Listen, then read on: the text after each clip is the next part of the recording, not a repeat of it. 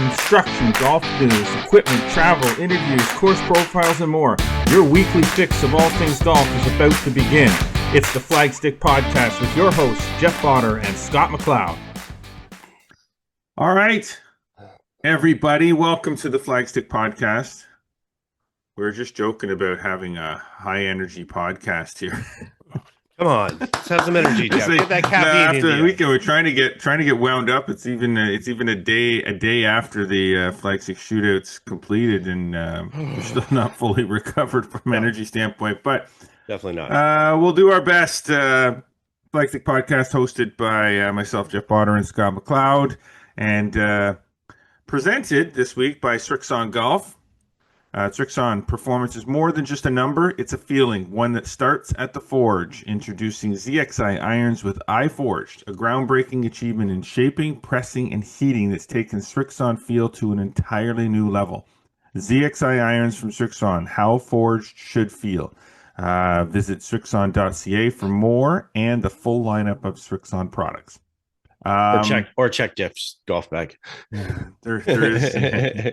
Come and talk to me. Or lots of other golf bags. Those irons are super there's a ton popular. of other golf bags now. It's great to see products like companies like this starting to have more traction on tours and amateurs bags and stuff. It really is a good product. Do you remember? I don't know if you remember this. There was an ING outing that we went to at Royal St. Cloud in Florida, and it was the first time that Srixon irons were sort of in the US. It was just a blade at the time. Yeah. And people were like, what the heck are these things or whatever? Little did they know how popular they would become. Yeah, so. There you go. Yeah. And they have become popular.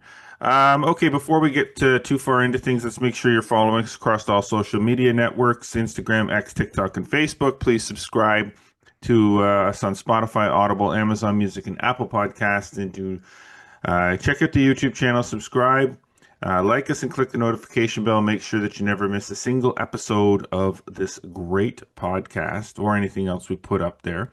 Maybe even the Flagstick Shootout. There you go. I've got that, so I gotta get you. Okay, that should be cool. So see, this is what happens. Stuff goes up. You got to be there. You got to check it out. It's random. It just happens. All right. Well, on this show this week, we're going to get you all pumped up, ready, and set for the early morning golf visuals. And it will be early. So you want to check it out from first tee to last tee time, you got to get up early. What are we watching?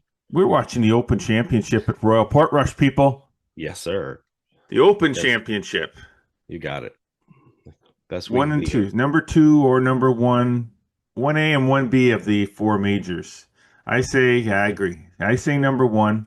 I say number 1. It's going to be awesome. So we're going to talk about that. We're going to talk about the wild finish at the Amundi Evian Championship, another major on the LPGA Tour, and it was a wild finish. Oh, yes. You can't script this stuff. You'd like to, no. but you can't. And, of course, we'll recap the Flagstick.com shootout that just took place, finished up this weekend. We'll talk about great golf and heat. And heat. Lots of heat. So let's get ourselves into the front 9 presented by Metcalf Golf Club, a natural setting, a pleasant challenge. It's getting into the heart of the season now. It's warm. The course is in great shape. Book and pay online. Save 10%.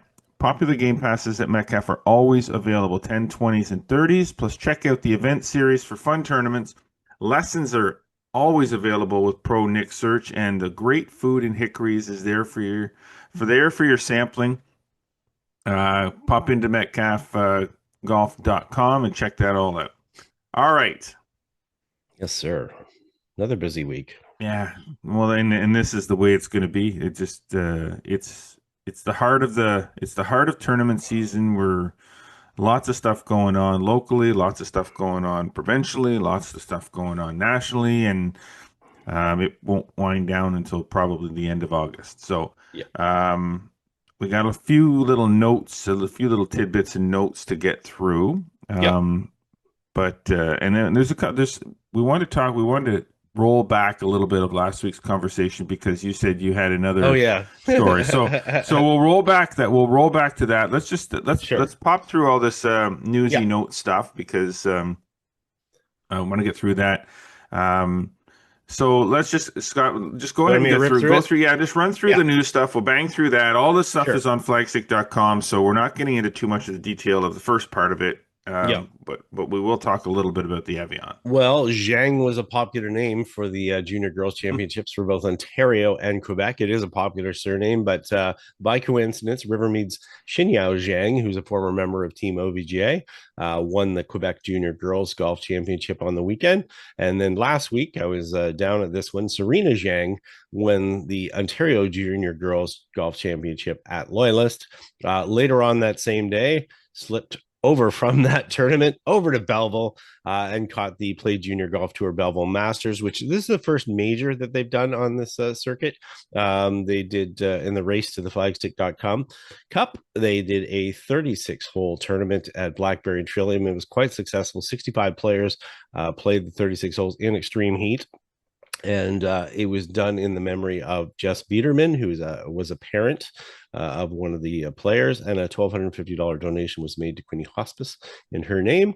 And then the big one that happened on Sunday, after we talking about the shootout, Ottawa Hunt prevailed in the OVGA Women's Intersectionals for 2025. Some weather issues again, just like last week for the men's. All the results for all 12 sections are all up on flagstick.com. Very popular. That obviously was a pretty busy activity after we completed the flagstick shootout. But yeah, certainly another great women's intersectionals for the OVGA. There you go. 2 intersectionals down. Yeah. 3 to go. You got it. 3 to go. Best thing in the region. I'll tell you that right now. Okay. Yes. And so obviously we weren't watching the live because we were slightly. Well, no, and the only TV that was in the club in the clubhouse where we were, I was using. Yes, but I went back and watched the YouTube. Oh yeah, of Grace Kim winning the Amundi Avian Championship. Hard not to watch the YouTube or the Facebook clips or the Instagram clips or the TikTok clips. I mean, It was everywhere. It was definitely to the viral level, especially how this happened. So I've got some notes here on how it played out. But what were your thoughts? What jumped out at you right away on that one? Who jumped out at me? Well, start off by the comeback. I mean, in regulation, she's 3 shots back with 3 shots to play. Yeah, exactly. And she birdies 16. Yep. And then eagles 18 in regulation. Yeah, and that shot on 18. And that's not like it was that was a wicked shot. Yeah, it went back up in behind the pin and then rolled back towards the pin. Yeah. It looked like she was going to have a really tricky putt, but then it came down, it was a 4 hybrid and it came down to a foot from the flag. So all of a sudden you go from 3 down to a tap in eagle and you've now forced a playoff with Gino Diddical. So, I mean, it was, that was the first part of the drama. Yeah. Was, coming back from that and getting in the mix for there. And then lo and behold, then the playoff happened. Well, and yeah, the playoff. So she hits her second shot into the water on 18. So at that point, you're thinking, okay, done. This is a short par 5. They're all making birdies, and eagles. No, she's done. She's now got to take a drop. She's got to pitch it on, and she gets this close and makes par. And at that point, it's not like there was a guarantee that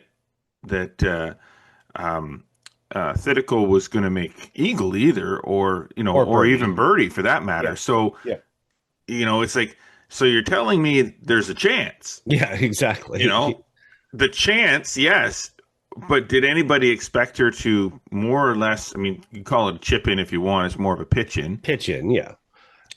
Pitch it in for birdie after dunking it in the water, and then you're forcing Thitical to make birdie. So this isn't like Thitical 2 putts for a birdie. This is you're forcing Thitical from where she was from her 3rd shot on, to make birdie. Yeah, and you pitch it in, you make your birdie, and then Thitical goes ahead and rolls it in on top of it. And now let's keep going. Let's go. Yeah. And then obviously, the second playoff hole, that was the dagger right there, right? It's, yeah. So you just think about that. You drop another, it was another four hybrid. Yeah. Leading to. She hits that one, not to a foot. No, 12 feet. But still, she got 12 feet and she makes it. Yeah. And she didn't really have to make it in the end, but the fact that she did to win it and, winning her first major, it's only her second LPGA Tour win. I mean, it was all the drama you could hope for this tournament. I mean, if you're going to add any type of spice to this major that, we talked about it last week, maybe not the most difficult golf course, a shorter golf course, kind of, a major that's there more because of the sponsor more than anything. But at least, as you said, you end up with a script that makes it somewhat compelling and people are talking about it, which is obviously why, Evian wants to sponsor this thing. So, well, of course. Now, what's interesting too to mention is that not that this might have affected the chip or not, but I kind of giggled because of the fact that we were talking about ants. Oh, I know. Oh, I didn't tell the boys that story, but I know. Yeah. So, after they delayed for a while because Thitical's ball was near ants, which they wouldn't give her relief from. Yeah. And then she failed to chip it in, and Kim drains a 12-foot eagle putt to win the Evian. But just a whole lot of stuff going on in, forget. I mean, it's not just the sort of eagle birdie. Eagle finish. It's also the fact that she birdied 16 too. So it's like there was a lot of other. There was a lot more that had to happen before she even got to the point where the eagle on 18 mattered. Yeah, because the leaderboard was pretty tight. Lottie Woad was right up there as well, and I mean, there was just a number of players that were in the mix late in the day, so you didn't kind of know what was going to happen. Gino kind of looked like she sort of maybe everybody sort of expected she's kind of the top player. They sort of expected her to be in command, and then Kim does what she does, and it's great. They made for a great finish. So yeah, it certainly did. Good on them, and that's good for their fourth major and sets it up for their fifth major coming up. So exactly. All right, so on to the flagstick.com shootout. Do we want to hit that behavior thing first? Oh yeah, you know what? Let's do that. Okay, so for those of you who didn't listen last week, shame on you. The week before, shame on you. But we had a chat about some, let's call it inappropriate behaviors on the golf course. Whether it be etiquette behaviors or behaviors towards staff or whatever the case may be. We had a good chat about that. We said at some point we'd roll it back again and we'd kind of expand on it. Well, this isn't that. We're not rolling it back, but just because something happened that came to Scott's attention, we thought maybe we would just kind of stick this little tidbit in there this week. So, we're continuing to get stories and things from other people, other golf courses and stuff, people that listen to that podcast, nodding heads, agreeing, seeing different things. And I think this one's going to hang for a while. Basically, every time I'm going to be out on the golf course, I'm going to probably hear a story from someone else. But this was an odd one yesterday because it was something I'd never heard before or seen before. And I always say I've seen just about everything on the golf course. But a manager of a golf course sent me a photo and said, look what someone left on the golf cart behind. It was a bag of crystal meth. No, I'm serious. so I joked with him. Now, I'm not talking a big bag. I'm talking like the small bag or whatever. And he ID'd it as that. I had to kind of look it up to kind of compare it to see kind of what it looked like, but whatever. But I said, he should just do a listing with lost and found and just, maybe just direct them to the nearest OPP office where they can pick it up or whatever. But like, come on, people, seriously. Wow. Think about that on a golf cart left behind. and you got to think, there's young staff that work back shop staff and things like this. I mean, as the one person said, he's like, I've never done this sport before, but I can't imagine it really helps your putting that much. so No. And you so know what? You know what else I start to take from some of these stories that we have, and we see all these, and I don't want to get into a full blown discussion about this no, again no, no, because we it's have fine. other things to get to, but Sure. I mean, that is the craziest thing I've ever heard. It's But just we watch all stupid. these videos, these funny videos of Mm, guys driving carts into ponds yeah. and jumping over bunkers and all and guys knocking out other guys at golf tournaments because one of them is drunk out of Yeah. his mind. Okay, now here's the thing. We see all that stuff, we laugh at all that stuff, we joke at all that stuff, but they're good. It's going to keep on until alcohol is going to be banned on the golf course.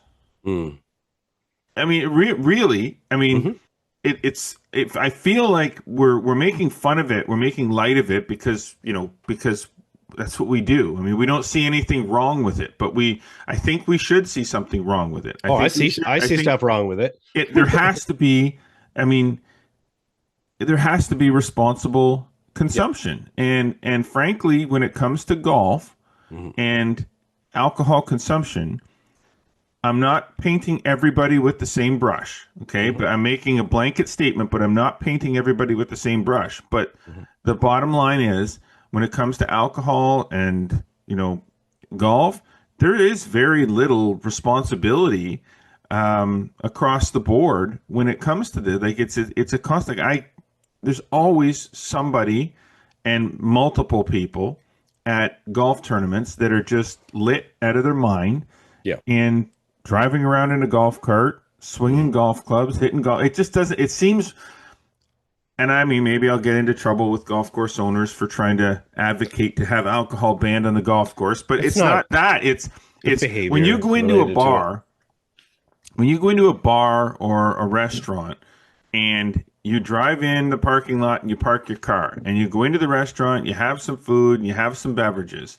There is a responsibility by the server Hmm. and responsibility by the restaurant to ensure Hmm. that the person that's consuming alcohol Hmm. does not consume what they feel is too much. Hmm. Same on the golf course. Same at But golf courses. They're governed by the same laws. right. So in the restaurants at the golf course, they're governed by the same laws and they're Hmm. supposed to be governed by the same laws on the golf course. Hmm. Of But course. inevitably, it's a tournament and or not a tournament, just a bunch of guys going up Yeah. and they start consuming and consuming and consuming and consuming, and the next thing you know, they're Well, 6 or 8 or 9 beers, and I mean, I see guys come off the golf course and go to the bar and ask for 3 or 4 shots of tequila, and it's like, hmm. this isn't a club, it's a Hmm. golf course. Hmm. Like I don't have to. I mean, like I said, I may get myself into some trouble with saying that, but I don't have to condone it. I don't like it. No, I mean golf Um, courses don't love it either. As far as it's not like they like it or whatever. But there's some self responsibility that's there. But on the other side of it as well, it's like it's coming around the corner at a golf course, and you see guys are ripping a pack of Fireball out of their golf bag and doing shots. It's like, okay, well, that alcohol is not bought there, but they think they can just kind of sneak it in because hey, we're outdoors and so forth. So yeah, let's not get into it all again. There's no, lots no, more no, no, things no, to no, it. because we want to But talk again, about it's some of this. but again, it's the behaviors and stuff, and we're continuing to hear stories, and we're going to continue to hear more stories. But crystal meth took it to a different level, so That's insane. Like I mean, that's I don't know what that's next level stupidity right there. I don't know what that's doing for your golf game. But anyways, I don't know either. Okay, on to the uh, flagstick shootout. Flagstick Shootout. So Yeah.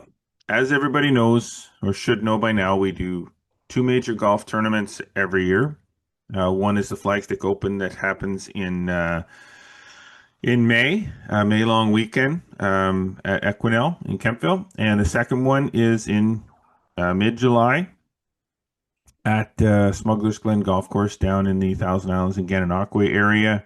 The flagstick.com shootout. Now, it's a little smaller field. We're in the process of growing this tournament a little bit more, and it takes time. It took us a long time to get to the level that the Flagstick Open was at, and Yep. the Flagstick Shootout went away for a little bit and then came back. So we're sort of Yep. trying to rebuild it and Yep. get it up. Yeah, and thanks to good support by companies like COBRA Golf and PUMA Golf and Gan Chev, that obviously makes a difference as far as helping out and making those events happen. Absolutely. So we got her going on the weekend, and man, oh man, Steamy. it was hot. Yeah. And it was steamy, and it was, and that kind of combination does kind of affect the pace of play a little bit, because you just don't move, the same way. No. Your whole body does not want to move very quickly in that kind of heat, even though your brain is telling you, run to the clubhouse and get in the air conditioning. Yeah. It doesn't work that way. But what Despite a great that, weekend. Yeah. I mean, despite that, there was still some great play, and it was across A, B, and C. We had multiple divisions for this, and we had golfers that came, from as far as Quebec and down in Galt and all over the place. Yeah. So that was great to see them coming for sure. So as it turns out, our winner this year just happened to be a very, very good friend of mine, and I've known this person for a very long time, from they're very, very young. He's best friends with my son Brandon, who also played in the tournament. Yep. Shane Stanley from Metcalfe area here, just down the street from where I live, not more than 2 minutes away. He came out of the gate hard on Saturday, had a 69. Yep. Took a 3-shot lead into Sunday, and it's funny because you don't even. I mean, he didn't even realize what when he made the turn at 9. He didn't realize how far ahead he was. No, and no I don't idea. know that it would have changed the way he played the golf course at that point, but it might have relaxed him a little bit more, knowing that he had that big a lead. But as it turns out, I mean, he comes out and he starts out with a bang. He eagles 1. Yeah. Birdies 2. Birdies 3. Sorry. Birdies 3. Yeah. So he's 3 under through 3 holes. Yep. And now he's extended his lead even further. I think he was up to a 6-shot lead. Like that. It was 9 shots clear of the field by the time he turned at the 9th hole. Yeah. And he wasn't aware. He said to me he thought it was 4 or 5 at that point. Right. So does it change the way he plays? I don't know if it would have changed the way he played. It might have, if you basically got a shot, basically a stroke a hole to play with, depending on what everybody else does. But you got to keep moving forward. That's the nature of golf. I mean, you can back up and they can move forward. As it turns out, he backed up a little bit on the back 9, but everybody else backed up with him. So it was like, there was a little bit of a charge, late by a few players to kind of close the gap, but the gap never really got closed enough. And he finished off with his first win. Mm-hmm. This is his first win. Like Shane is a collegiate golfer. He played at a Tiffin University in Ohio last year, and he's making a switch this coming fall over to Parkside, where he's going to join Hayden Underhill, who's another player who's played in a lot of our events, and Alex Sims, who has also played, was in the field as well, and they played together, and so he's going to be joining them down at Parkside this year, and but he starts off with gets his first W as an amateur golfer, and does it in the flagstick.com shootout, which is a heck of a good tournament to do it in. Yeah, he said he got a little nervous early part of the back 9. He was starting to get a little shaky, but and he said he didn't check the leaderboard till later. And Sean Ball, who was playing with them, said they had a little bit of a laugh on 17, because 17 was set up. It's a 310 par 4. It was set up slightly shorter, just to tempt the golfers a little bit. And Sean was having a little giggle because he all of a sudden seen Shane get the rangefinder out and was, flashing it towards the flag on 17. And they were kind of giving it a giggle. Obviously they can't give advice, so they can't say, but it became very known that, hey, Shane, you don't really need to go for it, dude. You're ahead by so much. There's no need to risk it or whatever. But yeah, he got the horse back in the barn, which is it's not easy to do. And especially when you want to do it, when it's your first time doing it, when you're playing a tournament that, he's been close before. He was 7th last year, but, as he said, at the Open this year, he had played really well day one, and he had a chance to win it with a good round, and he just didn't do it. So he was sort of disappointed. So it made it more, there was more priority for him to get this one done. Yeah. And that was big for him. 69.73, good finish. But even better, he's 2 weeks out now from an appearance in the Canadian Men's Amateur.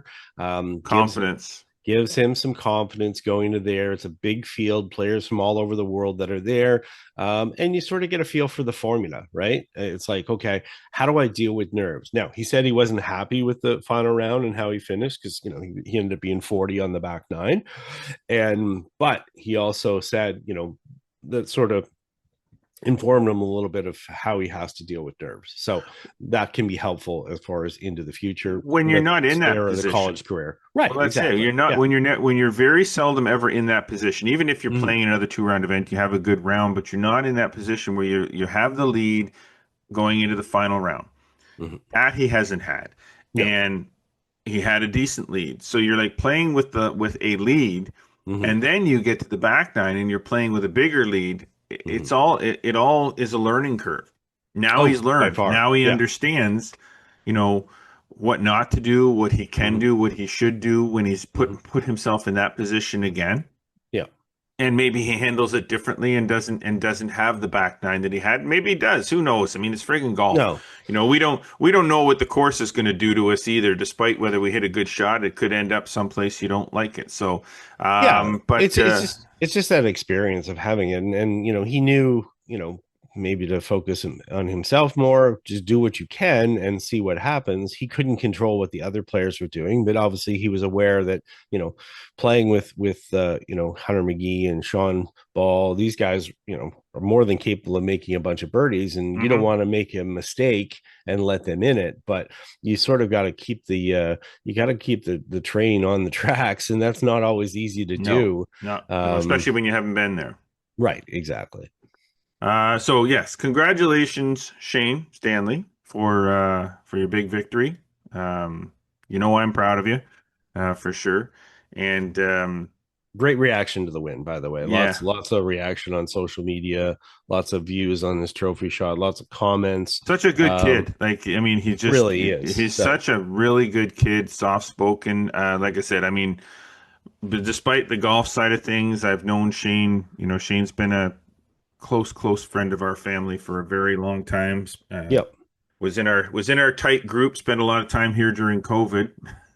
Obviously with all the lockdowns and everything, he was pretty much living here, and another son basically.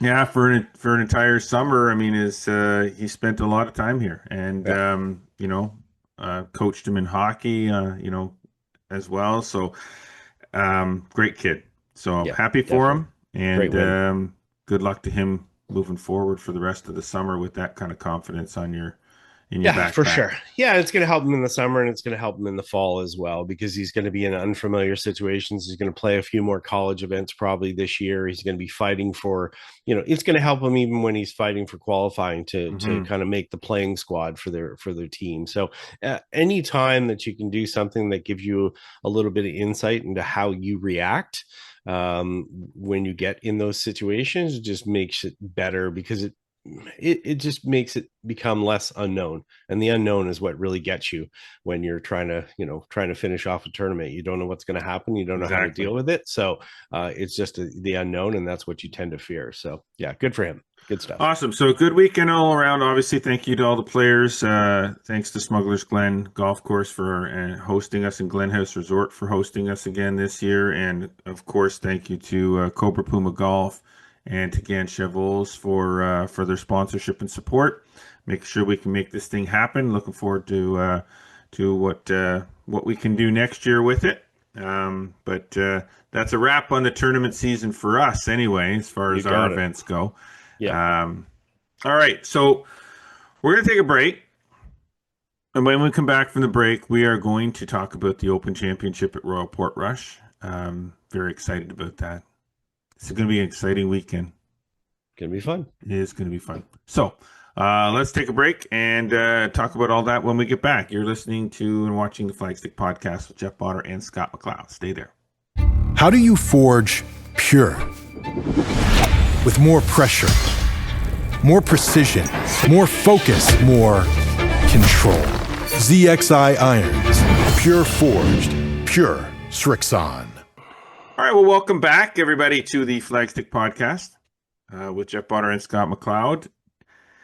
It is back nine time. Back nine time here on the Flagstick Podcast, presented by Falcon Ridge Golf Club. With 27 holes of fun and challenging golf, great rates, Falcon Ridge Golf is a golfing experience you should not miss.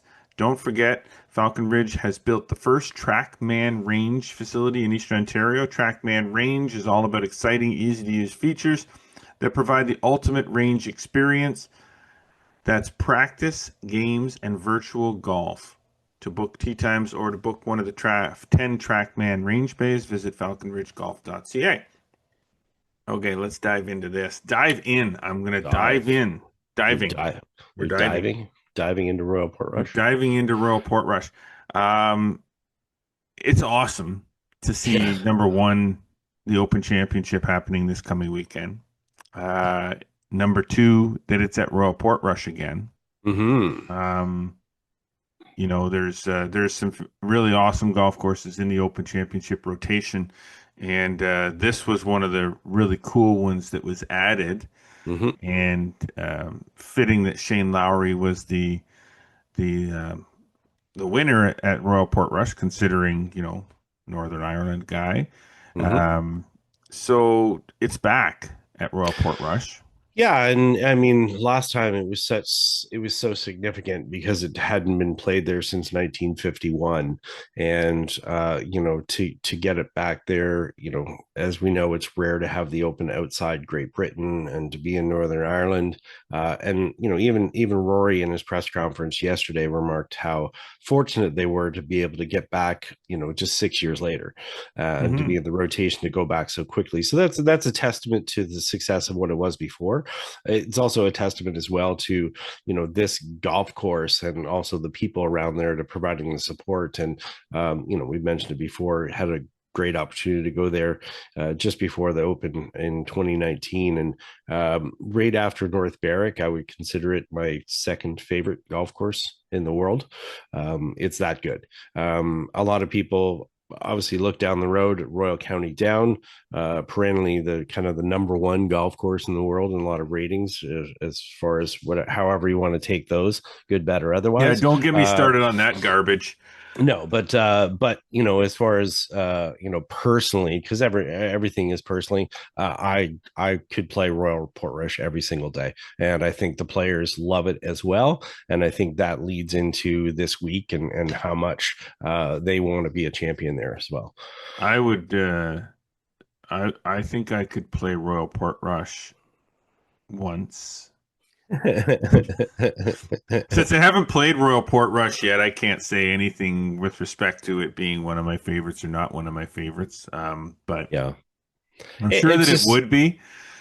And it's just different than other links. It's not quite as flat. It's got a little bit more undulation. It's got a lot of raised green surfaces, but it's still got that playability and characteristics of the links. And the views right there off the water. I mean, you're looking down the Causeway Coast. People are familiar with the Giants Causeway just up the road, Bushmills just up the road, Dunluce Castle, which is just right around there. And if the lighting is right, you can see all the way over to Isla in Scotland. They actually run a little ferry from Portrush over to Isla, which for people that are Scotch fans will be familiar with Isla as far as being a very popular area for distilleries. And we were almost tempted when we were there, but there was not also quite. there was also a case of it's like, yeah, it's a couple hours or whatever, but there was a ferry mishap while we were there, so I'm glad we didn't. But it's just a stunning part of Northern Ireland, and there's just a lot to it. So this week visually, I think you're going to see some great photos. Hopefully, depending what happens with the weather and so forth, and they have been having some of the hottest days that they've seen in 20 years. So that's going to crisp out the golf course. But I think you're going to see some stunning visuals in the broadcast, especially when they get the drones up over top of there, looking down the coastline. It's everything that you would hope for with an Open, and even more, and definitely worth waking up for. Now, here's the thing too, that for those that watched it back in 2019, and for those that retain what they see, yes, there have been some changes to the golf course since 2019. Or sorry, there were changes. My mistake. There were changes for 2019. Right. There are a few changes. There's a few changes for this year. Yeah. Some people might notice them. Some people might not. But at the end of the day, it's just a different, like you said, it's a different golf course for an Open Championship. It's a different style of links golf course that is not sort of the traditional, flat with, creeks and burns and stuff running through it. There's a lot more elevation, a lot more undulation, I mean, when they did when they did the redesign in 2019, which was the notes there, if people look back, some people may have visited that golf course prior to 2019, and if they came back and they played it, they'd see there's some new tee boxes, 2 entirely new holes, and we'll talk about those 2 holes. The 7th is an unbelievable hole. Now, it took out some of the land from their other golf course. They're playing on the Dunluce links. They also have the Valley links, which is their other golf course, and the 7th used land from the Valley links, and it's tucked right in behind a massive dune next to the water. And this hole is almost 600 yards long, has a huge bunker on the right side, they call Big Bertha, and it's just a massive. And when you stand back on that tee, if you're on the back tee, you're thinking, man, how do I even get the ball to the fairway? Because it's it's super intimidating when you look out there. Just like any other links course, the wind's going, the rough is up.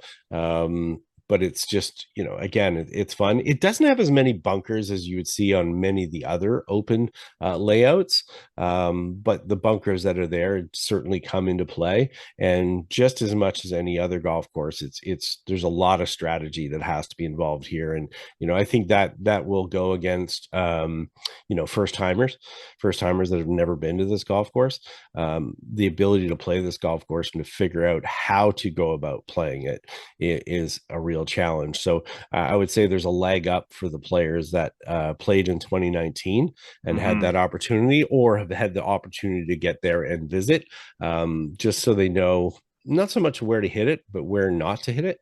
It's about goodness is more than anything. So what do we want here, Scott? What do we want? Do we want, with this particular golf course, and it does vary from links golf course to links golf course, the type of conditions that you ultimately want to see that would most challenge the players. I think in my mind, what we want is a good amount of wind, and I kind of don't want the moisture. Yeah, because I think the wind on that particular type of turf, really helps firm things up. The moisture, yes, it drains away really well on that turf, but at the same time, it's just moisture is moisture, and moisture does tend to slow things down. And I think this type of golf course, the faster the golf course can play, or the crispier, yes, the crispier the golf course can play, the more difficult that it becomes, and the more it is going to encourage the players to play the ball a little bit different kind of flights into some of these greens. Now, this golf course, there is a few more of those North American style flights that you have to, you can't play everything on the ground. No. Whereas a place like St. Andrews or Carnoustie, you're playing a lot of shots along the ground. Here, even where they played the Scottish Open just recently, you're playing a lot of shots on the ground. But here you're not playing as there are shots like that have to be played, but there also are lots of shots that have to be played in the air. So the crispier it plays, the more difficult that becomes. Yeah, for sure. And I would say there's more continuity between Renaissance, where they just had the Scottish Open, and Portrush, and the fact there are some forced carries. There, the 16th hole here, Calamity, which is a 236-yard par 3, where it is pretty much mostly carry all the way there. You cannot miss on the right side, otherwise you'll be down on the valley links. It is just very, very treacherous, and it's called Calamity Corner for a reason. But there's definitely some all carry shots, and I think that's one of the things. You're right. We want to see wind, because we want to see how players deal with that. I don't want to see the harsh conditions that maybe Lowry had dealt with in 2019, where it's lashing rain. Wind is fine, but lashing rain where players are not comfortable. They kind of like the U.S. Open that we just went through. Like, I could have dealt with a lot less rain at the U.S. Open, and I dealt with a little bit more hard and fast. Where when a course plays hard and fast, balls don't hold the fairway, which brings the rough more into play. When it plays wet, the ball holds the fairway better, but when it goes in the rough, it becomes like stupid unplayable. And you don't want stupid unplayable. I think you want to be about skill, not random luck. And I think, the problem here is that, you've got a big area for the golf course. And if it's, pouring rain sideways over on one hole and it's dry over on the other, and, a golfer can't hang onto their clubs on one hole and the other one can, I get it. That's part of golf. It's played in nature and so forth. But I would say just, wind up, continuous wind off the North Sea. That's perfectly fine. Little bit of moisture, perfectly fine, but not the lashing winds. You still want some playability. And that said too, you want to be able to actually see the golf course. That was the one thing I would say that was the downside, during Lowry's win, is that you're focused and the cameras are on the player, but there's really not much to see because it's just gray and barren otherwise. And I think the one thing I'd like to see as well is that I'd like to see the R&A play around with this golf course a little bit. Calamity is a very difficult hole, but the hole that follows at 17 can be made into a drivable par 4. It comes down a massive hillside, and if you play it from the up tees, it can be drivable. And when I say it's drivable, but it's treacherous because there's some bunkers that are skirt around the green. And I would compare it to, I think it's 7 at Glen number 1. I think you remember that the par 4 that's up on top of the hill and comes all the way down and has some bunkers that, the ball can bounce in the bunker and leave you a long bunker shot. And that becomes very difficult. So you got to thread the ball down there. So hopefully the R&A maybe plays around with that. And if they've got firm and fast conditions right now, which, they do, I think that's great, because we're going to see a lot more creativity around the greens, which is what we want from these players, is to see what their skills are and how they adapt to the environment. Now, hole by hole going hole by hole at Royal Portrush doesn't. I don't got all the holes in my mind, but there was a par 4 that they played back in. I think it was a par 4 back in 2019 that was set up as a drivable par 4. And it had an area to the far left, and a lot of guys were hitting it way, way left down in this swale area left of the green. I'm pretty sure that was a par 4. Now, that wasn't 17, so... It was probably number 5. So okay. 5 White Rocks heads out towards White Rocks, the that's side, the one, yeah. And it's a dog leg right. And if they get a big wind from behind, it's definitely can be drivable. But if you pull it, you can get into some really gnarly some stuff. nasty stuff off to the left, and guys were way down below, but they figured the worst case scenario, they're hitting flip wedges onto the green from over on that side. So it's not terrible unless you go way, way left, which puts you into a whole lot of trouble. There's a lot of long grass over there because you head towards the 6, the par 3, and there's a lot of undulations and stuff over there. So you end up in some wild side hill lies. You certainly can end up here with the ball above and below your feet by a lot on these fairways. But 5 is a drivable one, which comes early, which, the players sort of need a little bit of relief because they've just played one of the hardest par fours, Fred Daly's, which is the number 4 hole, which actually has out of bounds way on the right. And actually, there's a big house up there that actually the golf club has actually bought now.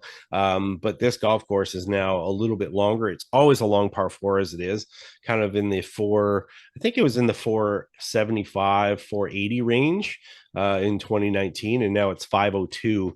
Generally downwind, but there's a huge mound on the left side of the front of the green, and if the pin is tucked in behind it, you can't really go at it because you're going to have a long club in. You have to sort of go to the right and feed the ball back in there. And certainly when you stand on that tee and you see those little white soldiers up the right side, soldiers, it sort of makes you a little bit nervy, but you know that if you get through that, then you have a good opportunity on that next hole to maybe drive the green or get it close to the green and make a birdie there. Little piece of advice for golf course operators. Take some time, think about it, and name your holes. Yeah. This is the best, coolest thing that I see. And there are a lot of golf courses. I mean, we just played at Smugs. They're all named. And they have all these names for the holes. You got to name your holes. I think Highlands, Highlands over on the base near the airport, I think they name all their holes. And there are many golf courses that do it. Brockwell Country Club, a lot of a lot of Stanley Thompson courses. And Cataraqui does it too. Does Cataraqui have correct? Yeah, exactly. You got to name your holes. Like, Royal and Ottawa. you got to put the thought into it. Have a reason for it being that way. Like, because it's the coolest thing, and it's a great little marketing tool to use when you're putting out your social media posts and you put a picture of a hole on your golf course, and you don't put it the picture and say hole 14. Yeah, it's hole 14 Causeway. It's hole hole 5 White Rocks, and there's a reason. Like. It's such a cool thing. Do it. It's fun. For sure. I'll help you. Call me. I'll help you do it. It's so awesome. Okay, so links elements that they're dealing with here. This is links golf. So what they're dealing with here is they're dealing with severely undulating fairways. So like you said, nothing like a flat lie. No. You know, even on flat links courses, you don't get flat lies. That's kind of thing. It's like it's flat, but it's only flat to the you know, as far as the fact that there's no hill and like no big drops in uphills and downhills. It's rolling. We call it undulating, rolling. Yes. And there's no flat lies. They don't stay. They swale. Balls roll one way and then catch a little slope and roll off another way. Not like we play around here where generally your ball ends up within a few feet of where it lands. Hits and sticks. Exactly. There are deep bunkers to deal with, although not as many at Royal Portrush as some of the other golf open venues. Yep. And the winds can come from every which way. Yep. It's not like, it's a predominantly north wind or a predominantly east wind. It could be a predominantly east, north, southwest wind at any given time. Yeah, and I think the thing is that, you know, it's not even just the direction, it's the force of those winds. They definitely vary by a lot. You know, it can be very quiet when you start the round, but all of a sudden gust up on one particular hole, especially as you get out towards the water on 5, 6, 7, as you're closer to the water, 7, the big dune. And when I say a big dune, and we're talking like 90 feet high, that's a dune. It certainly protects you there. But the previous hole, when you're hitting, white rocks and the green is totally exposed, and really there's a bench in behind the green, you look down at the strand, the beach down below. The wind is kind of right in your face, and there's no dune to protect you there. Yeah. So, and obviously the big thing with links golf is creativity. It's going to be paramount for someone to, especially if it plays hard and fast. Especially on this golf course with those undulations around the green, you've got to hit some little chips and pitches that, kind of funnel down towards the hole and stuff like that. They're not flat surfaces, so you're always dealing with something that's going to be curving when it gets on the ground. Exactly. Now, our defending champion this year is Xander Schauffele. Yeah. Obviously we talked about Shane Lowry having been the last one to win on this golf course. In the Open Championship back in 2019. This is a feat. Repeating as Open champion has only been done by Tiger Woods and Padraig Harrington within this century. And Chopley played well last week. He was T8 at Renaissance, so that bodes well for him going into this as far as his form for sure. I don't think we have these expectations of somebody who won. I don't think we have the same kind of expectations of repeat champions as maybe we did back in, maybe in the Tiger era where we thought maybe Tiger would win every tournament that he played in. Yeah. I think last year we really felt that Scotty Scheffler was sort of untouchable and could win every week. But this is not. I'm not going to say that this is Scotty Scheffler can't play well in Open Championship golf. He did play fairly well last week at the. It was T8 last week as well. The Scottish Open, which is great, but this is not the type of golf that you see Scotty Scheffler really excel in. The heavy, the high winds, and he seems to, even though he's from Texas, he seems to play his best golf on a different type of golf course. At least that's what I've witnessed of his golf over the years. Is that this is not necessarily maybe he likes it, but it's not really his most successful type of golf, playing links golf like this, and that's fine. Is he a favorite? He's world number one. I don't think he's a betting favorite, but that doesn't mean I don't think that I would put him as in my books, I wouldn't put him as my favorite to win. I think Rory is, okay. So Rory is, we talked about him winning the Masters and the motivation that he had to win the Masters, to complete the career Grand Slam. And then after he did that, we saw his game just kind of, I'm not going to say fall apart, but let's just use that. His game sort of went a little bit sideways. People talked about him lacking motivation. But I think he admitted that as well. He just sort of had some mental fatigue. So maybe last week he played well. Yep, obviously. And great for got her up to got her up, get her done. Got her up, got her done. He needs that T-shirt or got her up, got her done. Yeah. But Rory played well, and now he's going over to Royal Portrush this week to play, in his home country. This is his home Open. This is it. He's an honorary member at Royal Portrush. So if he didn't, I think he did play well when Lowry won. So if he needed motivation, he missed the cut actually. Oh, did he? I didn't think he did. All right, well, then he hit it out of bounds. Hit it out of bounds on the first hole. And then shot 79. All right, whatever. He missed the cut. Yeah. But has no bearing on my story.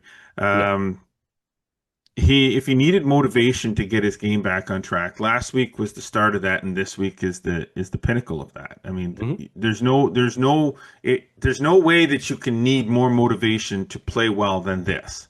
Right. So if all of that other stuff was distractions and lack of motivation, and you've accomplished a career Grand Slam, and what else am I playing for my career? Well, this is what else you're playing for. Yeah. To win the Open Championship at Royal Portrush, and then you retire. then if you did that, then you could actually sit back and go, well, what's my motivation now? He'll go all Ian Baker Finch and just vanish. Well, he'll become a broadcaster for NBC or whatever. I think he was almost to the point of embarrassment in 2019. It really cut into him pretty big that he was not there to be there on the weekend. As far as playing, I'm sure he was happy for Shane Lowry. He's one of his best friends. But again, there was a lot of things heaped on him with the return of the Open to Northern Ireland last time. So I know it was deeply disappointing for him. So again, that's just more motivation, as you say. I don't think he's going to retire, but it's definitely more motivation as far as that was a joke, by the way. I know that. Okay. So, but as far as completing things in his career, going off the checklist, obviously he's won the Open before, but to win it in Northern Ireland would be just a highlight reel sort of thing. Oh, so. I think so too. And I meant to say not retire. I meant to say go to live.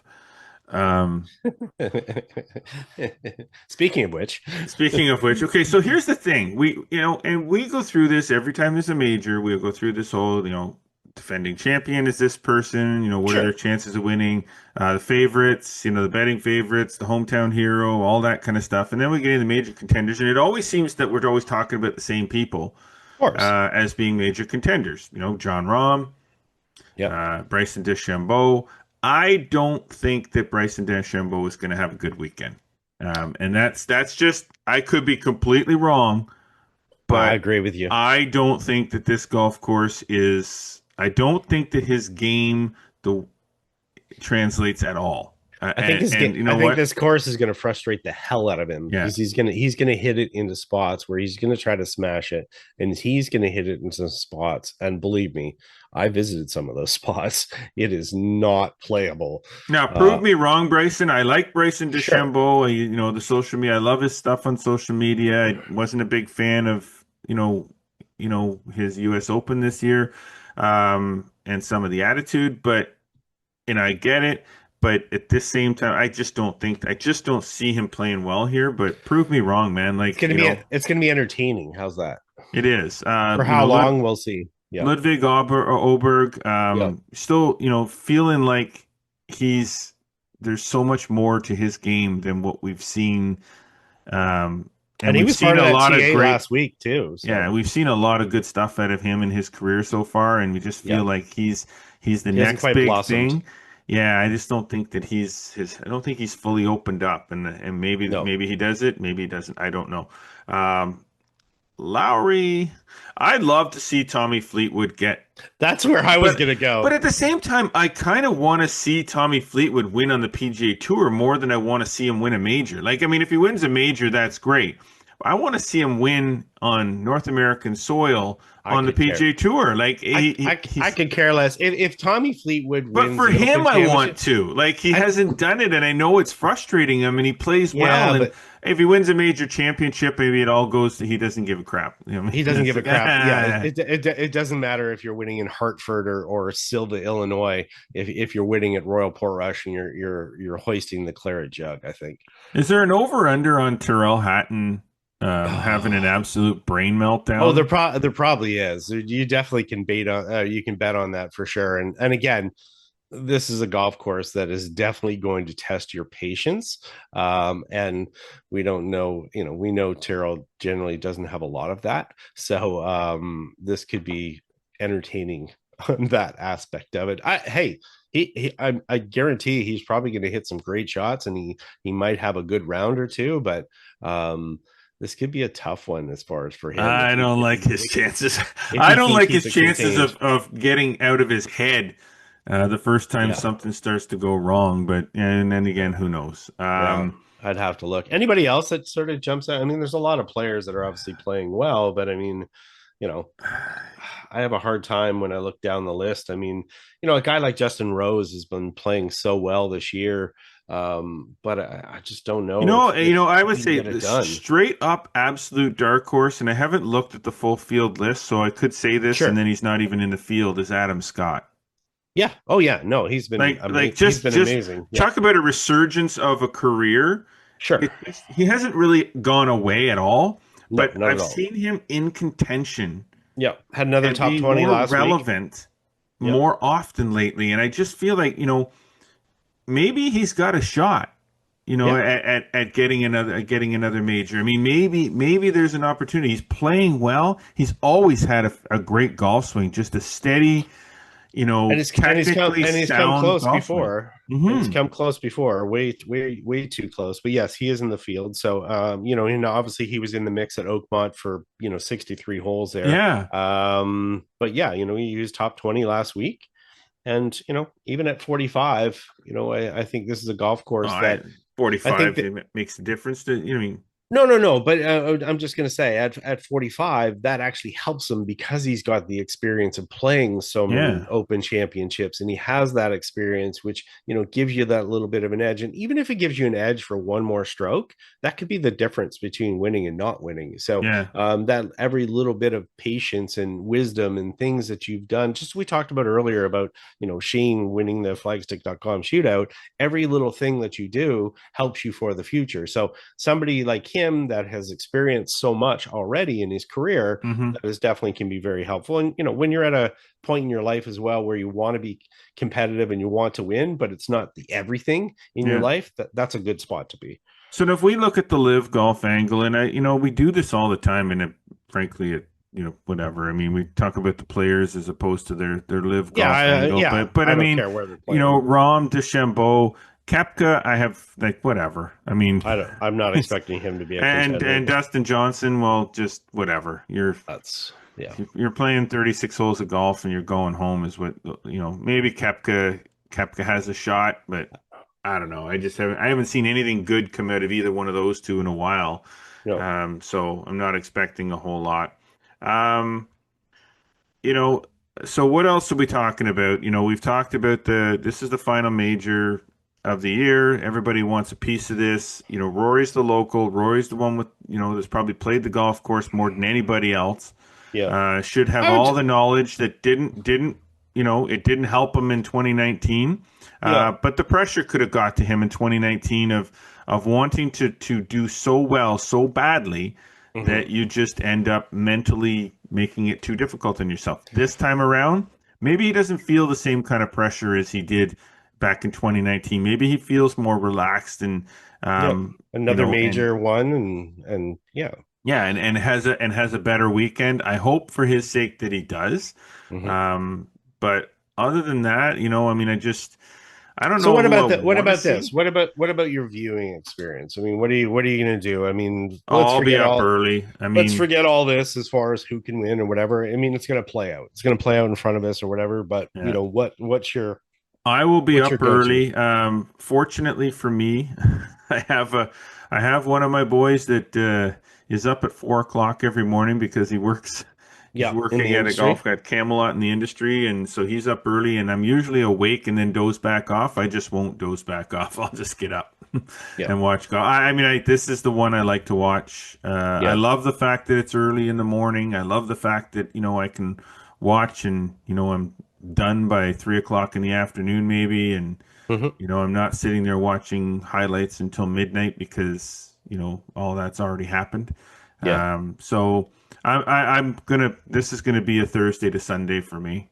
Yeah, I think so too. It's gonna be the US Open is the same kind of thing. The US Open's always been a Thursday to Sunday major for me.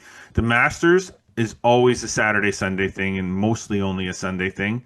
And the PGA is a never care random kind of a watch when I feel like watching, check the highlights out late at night. I just think there's there's almost like a sort of tradition. It's like, you get the coffee and you wake up, maybe it's when I'm not near the TV, I'm listening to the Open Radio, which I love. They have a great broadcast. You can listen through the app. I've had that over the years where I've been traveling, a lot of times I've been traveling kind of east or whatever like that, but this year going to be able to watch. But it's sort of like this, I don't know, it's sort of like this little tradition or where you get your coffee, you're out early morning, and you get to watch, and you're kind of like, I don't know, there's just something special about it. It's always been that way. And I'm glad that there is that much coverage and early, and it's just fun. And, the only thing better would be being there. All right. So here's the deal. Here's what we're going to do.